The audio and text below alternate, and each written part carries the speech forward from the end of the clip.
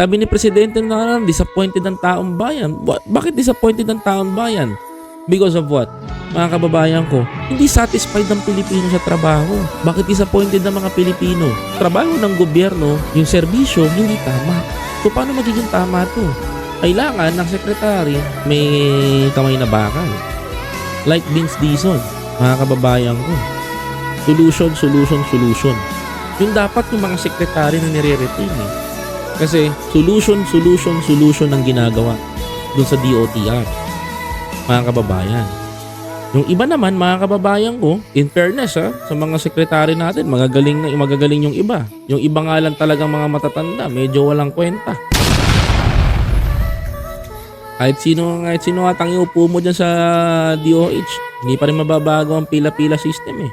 Mga kababayan eh, 'di ba? Walang aksyon. So naghahanap tayo ng good governance.